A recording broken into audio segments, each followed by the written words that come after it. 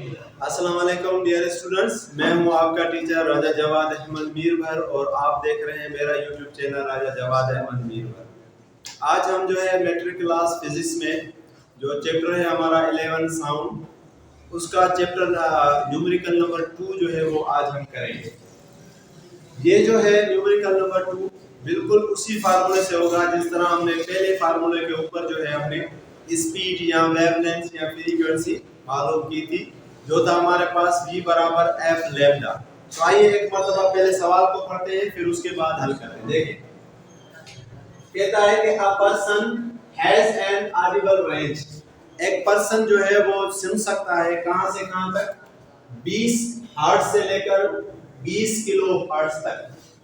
कोई भी बंदा है वो अगर किसी चीज की आवाज सुनेगा तो उसकी फ्रीक्वेंसी हो जहां तो 20 हर्ट्ज उसका यूनिट होगा फ्रीक्वेंसी का, या तो क्या हो 20 किलो हर्ट्ज। इसका मतलब ये है कि हमें F1 दी हुई है, वो क्या है 20 हर्ट्ज। F1 हमारे पास क्या है 20 हर्ट्ज और F2 हमारे पास क्या है 20 किलो हर्ट्ज।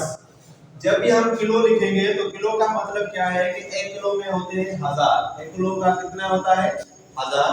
तो हम क्या करेंगे कि 20 को ज़रब करेंगे 1000 के साथ। 20 को अगर 1000 के साथ ज़रब करेंगे तो F2 हमारे पास क्या हो जाएगा 20,000 हर्ट्ज।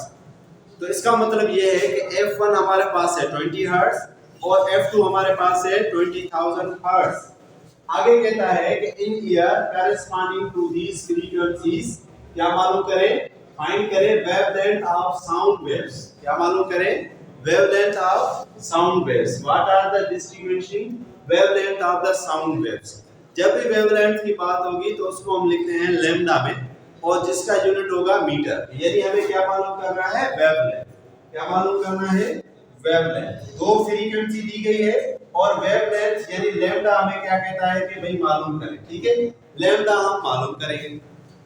लेकिन आगे ये क्या कह रहा है, take the speed of sound in air is 340 metre per second. जो साउंड की जो स्पीड है हवा के अंदर वो कितनी है 340 metre per second. 340 metre per second. तो यानी स्पीड ऑफ साउंड भी हमारे पास इसने दी है, वेलोसिटी या स्पीड जो है वो इसने दी है, वो कितनी 340 मीटर पर सेकंड।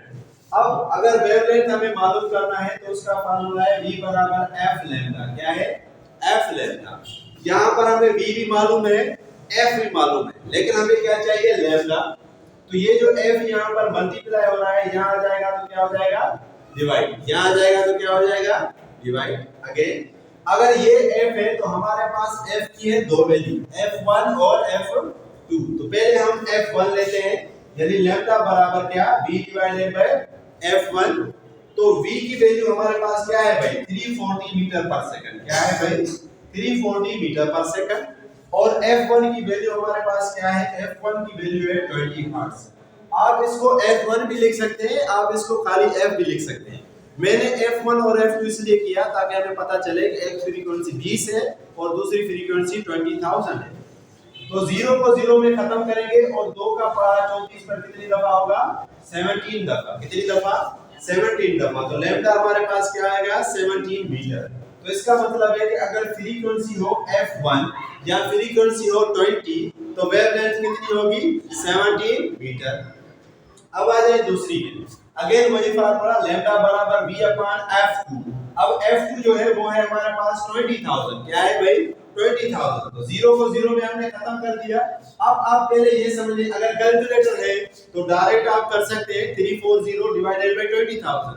लेकिन अगर कैलकुलेटर नहीं है तो कैसे करेंगे, 0 को 0 में खत्म किया और ये जो 3 जीरो है सपोज करें ये हमारे पास है ही नहीं, सिर्फ क्या है 2। तो 2 का पारा 34 पर कितनी दफा होगा 17 दफा।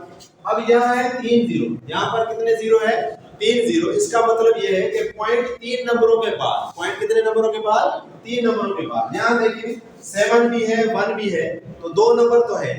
एक और जीरो हम देंगे तो कितने हो गए 3 नंबर। अब 3 नंबर के बाद अगर हम पॉइंट देंगे तो कितने नंबरों के बाद पॉइंट आ गई 3 नंबरों के बाद। तो इसको हमने लिखा क्या लैम्डा हमारे पास अगर 20,000 होगा तब हमारे पास जो लैम्डा की वैल्यू होगी वो क्या होगी 0.017। तो कुछ भी नहीं करना। इस सवाल को अगर आपने हल करना है तो क्या करना है, ये फार्मूला आपको याद हो कि लैम्डा बराबर क्या है, v अपॉन f। क्या भाई, v अपॉन f। v की वैल्यू क्या है 340, उसको डिवाइड करें 20 के साथ, किसके साथ, 20 के साथ, तो क्या जवाब आएगा 17 मीटर। तो ये हमारा आंसर आ जाएगा।